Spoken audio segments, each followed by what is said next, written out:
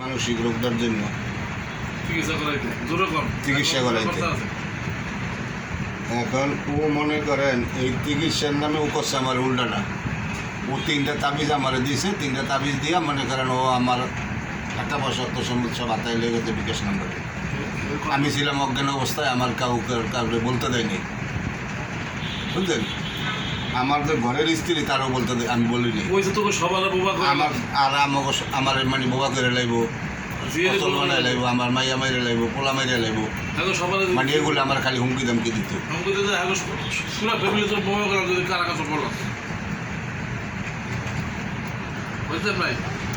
কতদিন আগে আমি ওজারে ধরছেন? এটা ওরে ধরছি মনে করেন আমি 2023-এর নভেম্বর মাসে, ডিসেম্বর মাসের থেকে মানে ও টাকাগুলো মানে নেওয়া শুরু করছে।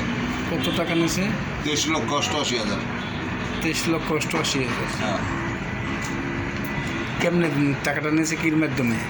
হ্যাঁ, টাকাটা নিয়েছে কির মাধ্যমে? নগদ না বিকাশ না ব্যাংকের মাধ্যমে? নগদও নিছে, বিকাশও নিছে। নগদে তো মনে করেন বিকাশে তো 30,000 টাকার উপরে ঢোকে না, পরে আবার নগদ পাঠাইছে।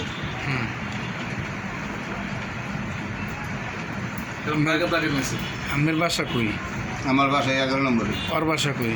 ওর বাসা তো ওর যে ঠিকানা দিছে ও ঠিকানাও নাই। ওর মোবাইল নাম্বার আছে? ওর মোবাইল নাম্বারও আছে মনে করেন 3টার ভিতরে 2টা বন্ধ, একটা চালু আছে। নাম্বারগুলো বলতে পারবেন? হ্যাঁ, এই যে খানগির বলে আমার একটা ভোটার আইডি কার্ড দিছে, এইটাও মনে করেন ভুয়া, বুঝলেন। কিচ্ছু বোঝা যায় না আগামাথা, এইটাও ভুয়া। এই যে এই বলছে মানিকগঞ্জ ওর বাড়ি, ও এই যে ঠিকানা দিয়েছে মানিকগঞ্জ ঘিউর বাজার, ওই ঘিউর বাজারও নাই, ওরা কেউ চিনে না।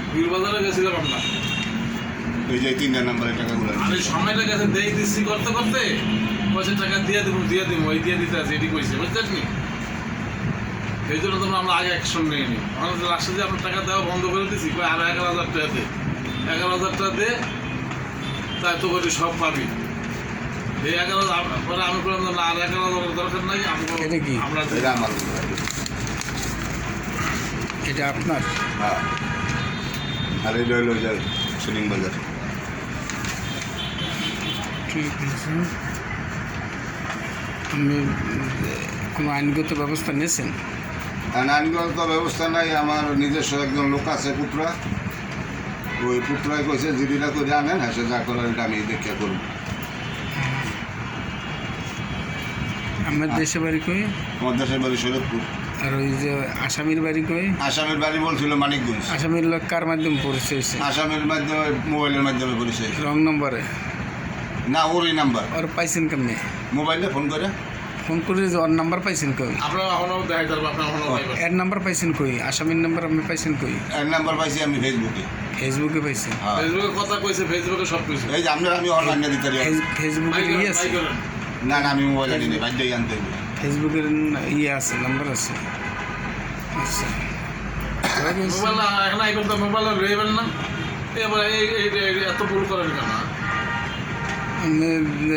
সরকারের কাছে কোনো কিছু বলার আছে? সরকার, প্রশাসন, সাংবাদিকের কাছে কিছু বলার আছে? এখন ওরা ধরতে পারলেন না, আমার বলার কিছু থাকবো। দেশবাসীর জন্য কিছু বলবেন না? দেশবাসীর জন্য আর কি বলবো, যে প্রতারকে আপনি যেরকম প্রতারণা করছেন, মানুষের না পড়ে, এটা বলবেন না?